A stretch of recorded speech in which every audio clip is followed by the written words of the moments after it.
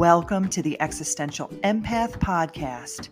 My name is Tanya, and I am an intuitive empath. My intention is to share valuable tips, tools, and techniques that I have learned so you can tap into your own inner healer naturally and intuitively. Welcome back, everyone. Today I have a special guest. I have Karen Cleveland. Karen is a minister, animal communicator, and spiritual mindset and connection coach who helps people achieve their dreams by implementing the power of the mind, the body, and the spirit. Karen is passionate about connection, whether it's with animals, God, the universe, or even money. She shares the message that it's all interconnected. Karen is also the host of the Connectedness podcast, where she uncovers how coincidences, synchronicities, and even mundane moments of everyday life are all related. Welcome, Karen. It's a pleasure to have you on the show today. Thank you so much. I'm so happy to be here. Looking forward to talking all about what we get into here. Absolutely. So you and we're going to talk about tuning in to the wealth within and how we can align with financial abundance. And so, Karen, you talk a lot about the invisible threads and how everything is interconnected. And you believe, which I do as well, that everything is related. And when we understand these connections, we can live happier and more fulfilling lives, right? And so I want to talk about how our finances are connected to everything else in our lives. But first, can you explain what the connectedness of life actually is? Well, I'll try. That might be $1 million question. But like you were saying, it's kind of the invisible threads that we don't even know are there, but yet they connect everything. So it's like you knowing who's at the other end of the phone before you even answer it, and before caller ID and before special rings, right? So back in the day when the phone would ring and we could get an idea of who it was before we even answered it, or it's the underlying, basis of how you can be thinking about and a long lost friend, and all of a sudden they pop up in a week or, in a day. And it's like, I was just thinking about you. That's so weird. So it's all these little things that we think are so weird, or these little coincidences that seem unrelated. And I will say perhaps they are unrelated sometimes, but, finishing your significant other's sentences, or knowing that something is wrong with someone, even if they're not in the same room as you, just getting a sense of something's not right with them, or your pet, getting a sense of something. So as you said, it's kind of that invisible connection. There's something we can feel or sense, or even hear sometimes if we're paying attention. And I just, that's what I call God. I'll just say that I just say it's everything, and it's the connection of everything. Absolutely. And I have those things happen to me quite often. I think I've always had those things happen. I always noticed I would finish people's sentences, and I'm like, why do I do that? And I had to kind of teach myself to be quiet, because I almost felt like I was interrupting people. But I think it was like I was 10 steps ahead, and I already kind of knew what was going to be said. Right. And I've learned, now it's like, oh, Tanya, quit finishing people's sentences. But it's funny that you said that, because that was something I definitely recognized, and I can do that too. And I'm sure you can. You think of someone and then boom, they reach out, and you're like, and they're there. How did that happen? And so, Karen, but how does money connect to all of this? It's like, and I love talking about money. Like I said before we started recording, anytime I can get a guest on that we can talk about abundance, prosperity, money and spirituality, and that connection, I love to have them on. So how does money fit into this puzzle? Yeah, great question. So we usually think, or many of us think, that money just simply represents, an exchange of goods or services, right? So it's an object, it's out there, and it's not really anything that we're connected to. And so as long as we keep it out there, then it is going to feel separate from us. And it means that if we are feeling that we don't have enough, or we're lost, or there's some kind of a limitation, and it seems so elusive to us, it's because we aren't feeling in the connection. So maybe I can explain this a little bit better. When we do feel like we're living and understanding our connection with, the person next to us, the animal down the block, the tree, around the world, when we start to realize that there is a connection, eventually I believe it leads to us believing or understanding that everything's going to be okay, that there are natural rises and falls in life, the order of balance and harmony. Things go and they come back and they sway back and forth, but they're always going to be okay. So if we can understand that money is also one of those things that it's part of the energy system too. And if we feel like it's not part of our system, if it feels like it's out there, anytime anything is out there, there's a chance for fear, for lack, for even idolation, just worshiping money and wanting it. So it's really kind of hard to get sometimes that it's not really separate from the connection.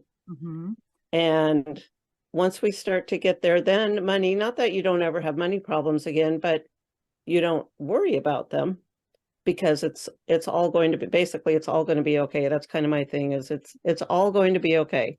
Let's just figure out how to get through more this. than enough. That's what I always say. We always have more than enough. Yeah. Well, actually, it's funny you say that, because for a long time, I didn't think I had enough.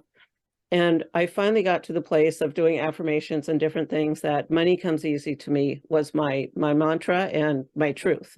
I finally understood it was my truth. And even today, when I feel like, oh my gosh, what's this bill? Or how come I have less money than I thought? It's like, oh my gosh, oh no. And then it's like, oh wait, money comes easy to me. I know it does. I know it does. So I got goosebumps. I know it does. I could feel that connectedness. Yeah. Yeah. So, that doesn't come overnight always, but maybe sometimes for some people it does.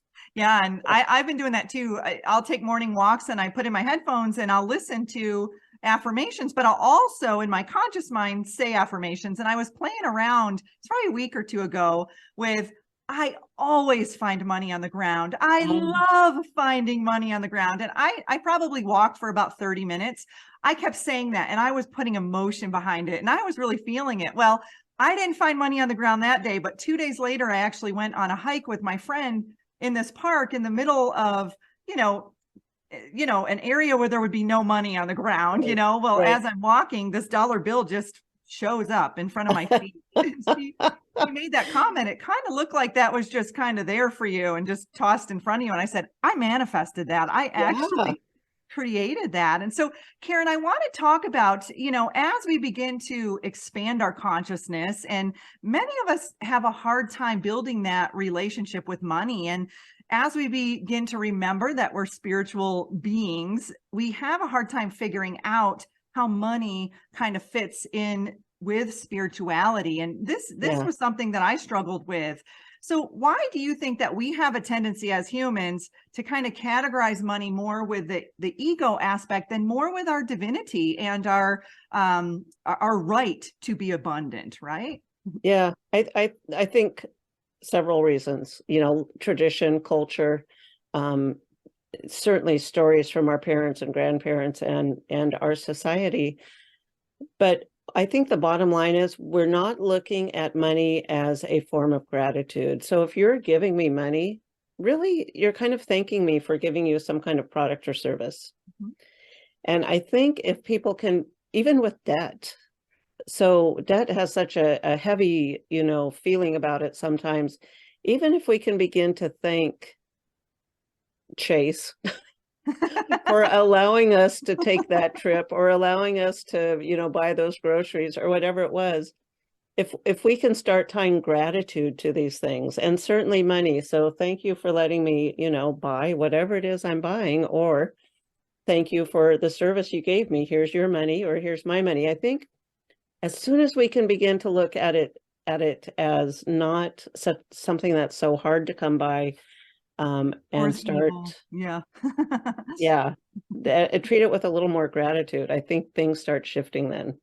Yeah. And, I've noticed that in my life. I had that limited belief that money was hard to come by. You had to work really Yeah, hard to, absolutely. right? And I'm sure maybe you had that too. I know a Oh lot yeah. of the people I work with. And so I had to work on reframing that money comes to me easily and Yeah. effortlessly. And a lot of it is just reprogramming myself. And then I don't know about you, but when I begin to feel that something is normal, that's when it actually starts manifesting in my life. Like when I actually start to Yes. feel, oh yeah, that's coming in. I know that's here. Yeah. What are your thoughts about that? Because that's something that I've been experiencing lately. I agree. I think you have to get to the place of knowing that it's true for it to be true. So what do they say? You have to see it to no, you have to believe it to see it. I Mhm. don't know. Anyways, I totally believe that you're right. There's like we have to go through hope and then belief and then knowing, and it's like, yeah, that And is my truth. assuming. Actually, I don't remember who said it. I just read it in a book recently. It might have been Jack Cornfield, but I don't know. But he said, the affirmations are so that we believe it is the truth of us, not that we make it the truth. So we're not making it happen. It's just so we finally adopt that truth. Yeah, and that we believe that it's like Yeah. reconnecting those neural pathways or, Yeah. reprogramming those neural pathways. And I think too, that's why I like to listen to affirmations and then state them, different ones at the same time. It's almost like, I laugh like when I try to trim my cat's nails, I have to shove a toy in his face with catnip so he is distracted so I can trim his nails, right? And you Right. would probably, Right. resonate with that as an animal lover, right? Yeah. So Yeah. I feel like as I listen to this, my subconscious is hearing the affirmations, and then my conscious mind is staying busy with my own affirmations. And I notice that actually makes things go faster, at least in my reality. It's like, okay, I am, just really trying to, working on creating that coherence between the Mhm. conscious and the subconscious. And so, Karen, you've been teaching financial freedom and self mastery classes for more than 7 years. Now, seven, I saw that number and I thought that is not a coincidence. 7 years, right? Yeah. I And so, know. It's true. yeah, that's an awesome number. That's a great number. I play this lotto scratch off called Lucky Sevens, and I always win on Lucky Sevens. There's something with that number seven that is really lucky for me. And so, you've created these awesome tools and methods that have actually shown tangible results. And so, many of us, like we talked about, are carrying these limited belief systems Mhm. around money, like how much money we can make, how Yeah. we make money, how does money come into our lives. And so, Karen, how do we first discover we even have limiting beliefs around money? And then how do we overcome them? Oh, well, Or yeah. in your experience, how have you done this? Sometimes it's quite by accident we discover we have a limiting belief. Someone says something, we don't even realize it. But to actually intentionally find out what our beliefs are, I think there's several methods. One of them I like to do, a short and easy one, I guess, is when you say, I live in a big, beautiful lake house, something like that. What are the things that come up? What are the buts? It's like, oh, but I don't know how to do that. I'll never make that happen. All those things. And so those are some kind of a story that we believe. But another way is if you actually want to dig down deeper, when you come up with that, I live in a big, beautiful lake house. What are the reasons that the benefits to not living in that lake house? So what's the benefit to staying where you are? Because those are all stories or assumptions that we have. You might And get what's the flooded. downfall to actually moving into that affirmation that we want, that we think we want? We think we want it so bad, but yet we continue to tell ourselves for whatever reason. So the benefits to staying where we are, the downfall, to actually doing it, those tell a lot about what our stories are. And so I know you do EFT. That's one of my favorite methods to get rid of a story. It's very Um, effective. Yes. very effective. But I also think we can, for some people and for some stories, it kind of depends on the story and the person. Some stories can be argued away, like, well, wait a minute. Other people live in beautiful lake houses. Why can't I? What's the difference here? And, I don't make enough money. Well, why can't I make more money? So if you're an argumentative type person or a logic person, that might help as well. And definitely affirmations. I think affirmations done correctly, which means they speak to your soul when you say them, I think they are very effective. Eventually, it might be in a day and it might be in 2 months, but isn't 2 months better than never? Yeah. So, yeah. Yeah, and I agree with you on that. And I like saying mine out loud because I do feel, our thoughts are electric, our emotions are magnetic, and when we speak it, it amplifies it. So I love being able to say them out loud and then seeing how my body feels after I say it. It's like, is there restriction in that after affirmation? Okay, Right. where is that restriction and where is that coming from? One of my biggest obstacles was I associated lots of money with having to be seen. I was afraid of being seen. And so I thought, if I make lots of money, I have to be seen. And I don't want to be Right. seen, because I was 5'11" and I got picked on a lot because I was too tall Tanya in school, so I would kind of try to shrink down a little bit. And so mine actually wasn't even really pertaining to my parents' belief systems. It was something that I had created as a child, and then just removing or eliminating that block of, I can still make money and not have to be seen, Yeah. and then I can clear that block of, why am I afraid to be seen? Why am I afraid to shine my light and to be vibrant, And so I would have never I actually stumbled upon that one in a meditation. I was like, and I could feel it in my body, like, ooh, this is a sore spot here. This is a Right. raw area. I need and I used, like you said, the EFT tapping and really moved through that. And it was funny because after I cleared that, boom, boom, boom, I got clients lined up and I'm like, oh, I just cleared something. And so it's kind of funny how when, it's almost like it's a dam, right? Like if you think of a water dam and then you open that up, it's got all these things hanging out behind Yeah. the dam. And the moment you open it, it comes flooding in. Exactly. It's like our good is just waiting for us to clear some of this mindset trash that we go through. Absolutely.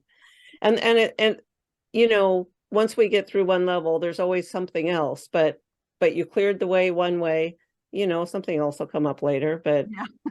But that's okay. That's yeah. okay. And you'll probably be better at clearing it too. I know that's been my experience. Yeah. It used to be hard for me years ago. And now it's like, oh no, I see you. I recognize you. And we're going to move you right on through. Right. Exactly. Exactly. I guess we get skilled at it. We learn how to recognize it and learn how to deal with it faster. Yeah. And so, Karen, I talk a lot about on the show, how to listen to your body, how to listen to your inner voice, how to tune into your own internal guidance system, your intuition, in an effort to align so you can heal, you can, live the life that you deserve. Right. So Yeah. I want to talk a little bit about, how can we recognize the signs that we're in misalignment with financial abundance? And then I also want to talk about how we can recognize when we are in alignment with financial abundance. So let's start off with misalignment first. Let's talk about, in your experience, how have you known that you're in misalignment with your divine prosperity? Yeah. Well, for me personally, one key thing I do is I honestly feel like going and sticking my head in the sand. So when either a certain bill has to be paid or a certain thing has to be purchased, or if I have to look at my bank account for some reason, it's like complete avoidance. Don't want to do it at all. But so perhaps some of your listeners already know, but it's important to learn what your body is telling you is good and what is telling it that is not good, for you. And so when you're making that purchase, or when you're contemplating something financial, whether it's, a loan or debt or some kind of income, how you're making your money, I think it's really important to pay attention to how we're feeling about it, and to learn, do exercises so that we're always learning the truth of our body. But if it doesn't feel good in our body, to look at the bank account, to do anything that has to do with finances. And I know it's such, we don't talk about money as a society. Mm-hmm. So it's such a taboo thing that it's hard to get used to talking about it. And the other thing is, especially as women, we're not we might think we're not good with money, but it's only because we haven't been taught. It's not something you come born with typically. Yeah. We all have to learn something. But anytime we're working with a money situation, check in. And if it's not feeling good, and look at the signs, I think, and maybe I'll talk about them in a few minutes, but I think outward as well, coincidences and signs and things that come up that might raise suspicion for us because of all the interconnectedness that I like to talk about. If we're doing something against our highest good, our better good, something's going to try to divert us away at some point, whether we listen or not, that's entirely up to us. We all have free will. But again, do you feel sick? Do you feel happy? Did you break your leg? Do you have a headache? How's the body feeling? Yeah.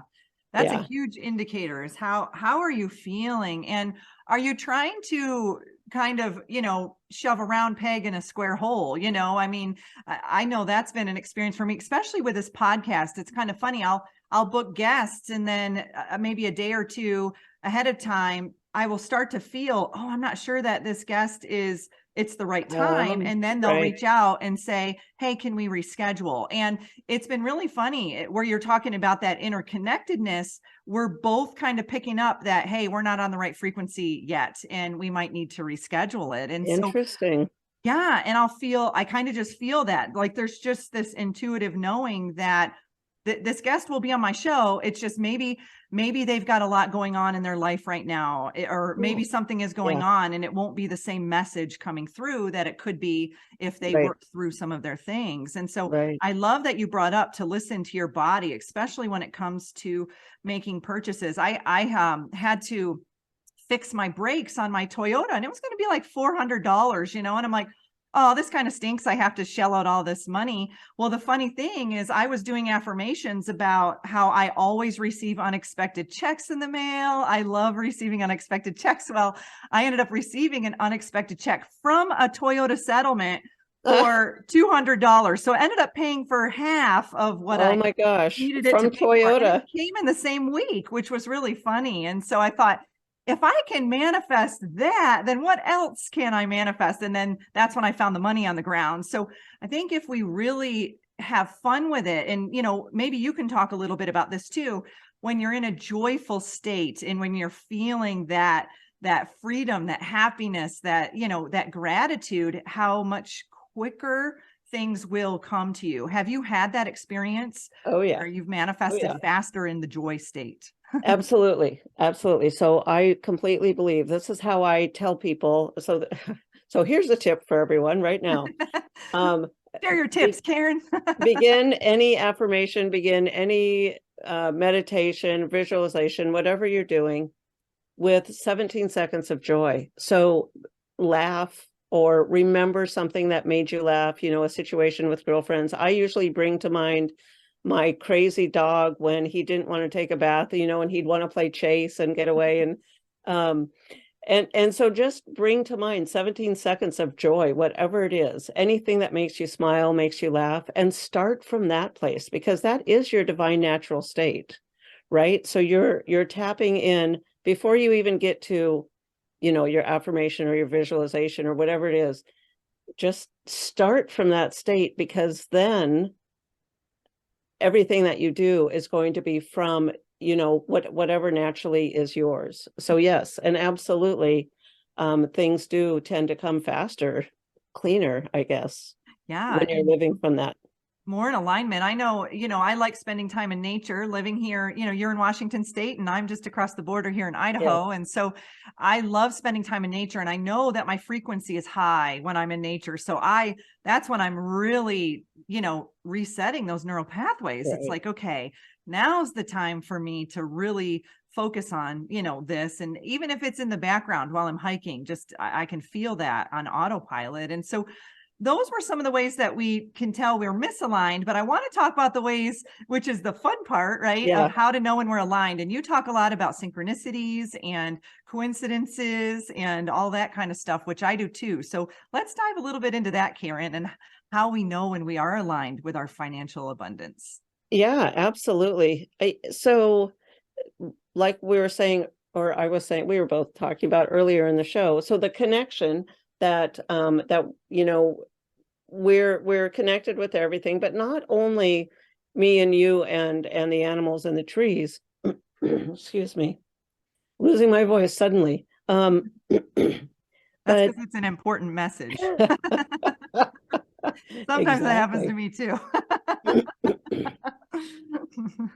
But I guess you can call them guides or angels or our higher self is also trying to help us recognize when we're on the right path or not on the right path. So they try to get our attention.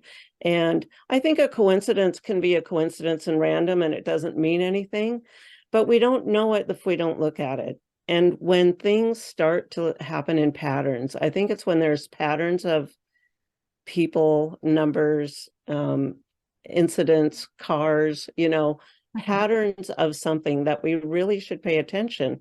And when we see the pattern, do we feel good or do we not feel good about it? Because that's important too. And as I was saying earlier about, it's like checking in with the body. Does it feel good? I know I completely ignored my body for most of my life. I didn't know what I felt. But once you begin to learn how you feel, then you can use it as your navigation for what's in alignment, what's not in alignment. And the coincidences, I mean, I think it's super fun to talk about because It is. there are, there's so many things that have lined up and it's like, that's impossible to be random. It's completely impossible to be random and it feels good and it's exciting. And I think it's because it lets us know we're not alone and that we're on the right track. And it's like, yes, I'm doing the right thing. I knew I was doing the right thing. So, so again, looking for signs, what do you see out there that is reflecting back, so I kind of have a visual like this. So imagine I'm holding a hula hoop. So it goes through my body. So what I'm expecting in my outward world and, in the outward world is reflecting what I'm expecting, but also, everyone else's stuff and it comes back and what am I seeing? So it's kind of a continuous circle is what I'm seeing, what I'm expecting. And, or are there like breaks in the hula hoop that are kind of jarring when I'm not in alignment? Yeah. Yeah. So am I feeling that everything is congruent? And that what I see out there is what I expect to see for what I think the path I think I should be on or what I intend to be doing. So I might have strayed a little bit from financial abundance per se, but No, I but love I that think because it's all interconnected, right? absolutely, absolutely it is. Yeah.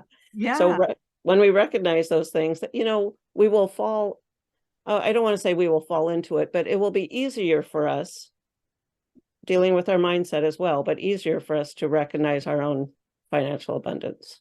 Absolutely. And, I'm a firm believer of the synchronicities. I mean, I moved across the country from Florida to the Pacific Northwest off of the number 444. It was just obnoxious how many times I was seeing this number. And I mean, I can't even tell you the number of synchronicities that I was having with just this number alone, but it's a number that I know in my heart of hearts, I'm on the right path. When I see that number, and if I'm not seeing it for a while and I feel a little lost or a little out of place, I'm like, how do I get back into alignment again? And then once I do, boom, this number just starts popping up on the clock. It's popping up on license plates. It's all just randomly, everywhere. And so I'm sure you've had those experiences too. And like we talked about, it could be anything, animals, numbers, words. And actually, I have experiences with 444 too, because and exact the same thing. It's like, okay, I'm on the right path. I met a man in Kenya and married him, and the whole time before he came to the United States, it was like, I don't know. you know, my guidance kept telling me, yes, yes, yes, yes. I kept seeing the fours, but it's like, this seems so far-fetched. I don't I know. know. You're like, I'm really relying on fours to marry someone and to move across the country. I mean, Yeah, exactly. are we crazy, Exactly. Karen? Like, what's Well, we're happily crazy if we are, right? I know it's funny because when you first start recognizing the synchronicities, you're like, it's like you want to rub your eyes. Like, am I Yeah, really seeing that? yeah, And I don't know about you, but I've actually noticed where I've looked at the clock and it'll say 4:45, and in my mind I'll say, "Oh, I missed it," and then it'll right. go back right before my eyes and say 4:44, and then click to 4:46, and I'm like, did I just create that? Like, how did that happen? Yes. Yes, that's awesome. Yeah. It Yeah, just so shows you how we signs are create out our own there. reality. Yeah, absolutely. And, you know, just look and you will find. Look and you seek and you will find, right? Absolutely. And so just following those synchronicities and having fun with it. I I I always joke that my higher self is like Bumblebee on Transformers, the yellow car that plays music. I don't know if you've seen that movie, but he comes through and plays music, and I will hear music lyrics in my head, and it's really Mm, funny because it will guide me along my path, and I know, okay, I'm hearing this song over and over. Why am I hearing this song? And so then I realize, oh, I'm on the right path. And so those are ways that I know my synchronicities come through as well, is just random lyrics in my head that it's not like it happens once. This is like repetitive for days. And I'm like, okay, why is this happening? so you figure it out through the songs? Because yeah, I used to wake up with a different song every morning and it's like, but I never recognized that that was quite a long time ago. Any, you know, signs from them. Signs from I them. should have looked better. Well, and sometimes you got to look into the lyrics. Maybe they give you the title of a song, and then you're like, it's like guided to go look. It's like Right. when someone gives Right. you a Bible verse number, and you're like, okay, what's that mean? And then you go open the Bible, and you're like, oh, okay, that Yeah. applies to Yeah. me. That's But true. I did a whole show on how, many of the lyrics in songs kind of guide us down the wrong path because we want to Mm, sing them over and over, and sometimes it's right. bad lyrics. So I've gotten to a tendency where I started to create my own lyrics, and I don't even remember what some of the lyrics of songs are anymore, but sometimes they will come through loud and clear, and I'm like for example, I kept seeing 444. This was recently, maybe a few weeks ago, and I would point and laugh. I'm like, oh, I hear ya, I hear ya. And then I heard the song from like the 80s or 90s. I saw the sign, Oh it yeah. opened up my eyes, I saw the sign. And it kept going over and over in my head. I'm like, really? Okay, I got it. I saw the sign. I saw the sign. That's funny. So I had Sirius in my car at one point and I was contemplating something in my head, I don't know. And the radio was turned down, but I could see it was reading oh, it was Jack FM. We play what we want. So it said we play what we want and then it said nothing else matters. It's like, that's right, nothing else matters. Exactly. Absolutely. And that's funny because sometimes it'll come across your screen like that on your car. You may not hear the lyrics, but you read the Yeah. phrase or whatever. So Yeah. there's so many ways that they can come through. And so, Karen, you're also an animal communicator, and I am as well. This was something I could do as a child, and then I got picked on in school because I talked to squirrels and whatever, and then I kind of branched away from that. But now in my 40s, I'm actually starting to relearn that or remember Nice. that I can do that. And so, Yeah. I had a kind of a funny question. Can our pets, living or deceased, help us find our way, help align us or help us find that way to financial abundance? Well, you know, I think so. And I have, I'll try to make it a short story. If we're, first of all, let me say, if we're trying to tell the universe what we want. So I want that, you know, instead of saying, oh, I hate this stupid old shack that I live in, right? Because the picture created is a shack, and that's not the picture we want to put out there. So we want to start saying to ourselves, oh, I live in this big beautiful house, I love my big beautiful house, right? But if we then say, I love this big beautiful house, oh, what am I doing? That's crazy, I'm never going to like that. The animals, our pets, are going to mirror this for us. And what I mean by that is a cat or dog. Let's say I have a cat that and I tell it, don't pee on the carpet. Okay, so I'm telling it, don't pee on the carpet, but the picture created is pottying on the carpet. Mhm. And so then maybe I start saying, okay, we potty in the litter box. Thanks for pottying in the litter box. But then if I walk down the hallway and I look at the carpet and I'm expecting to see that it's been pottied on, Uh-huh. that's still putting that picture out there. So the animals have a really good way of reflecting back to us what kind of pictures we're putting out in the world. Are we being true to our word? Ooh, Or that's deep. That's good. I like that. yeah. Yeah. So I mean, are we putting out there what we want or what we don't want? And because the words have meanings, they make the pictures and the feelings that that we put out there. And if we can learn with our animals, and I'm not perfect. I still tell them not to do something or to stop doing something, but you can't negate the picture by you saying don't or stop or something like that. You need to actually remember what you want. So in a way, yes, they can.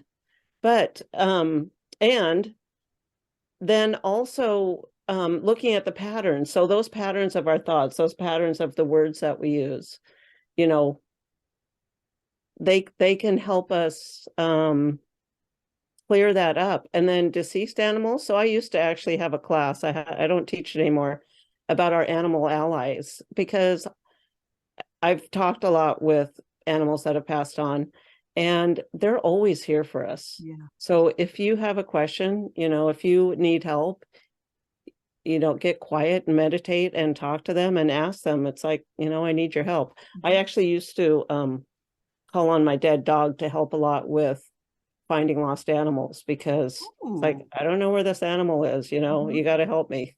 So That's yeah, great. Yeah. yeah. My deceased cat was the one that pottied on the carpet, and so so when I meditate, I'm like, "Oh, I'm so grateful I don't smell potty on the carpet anymore."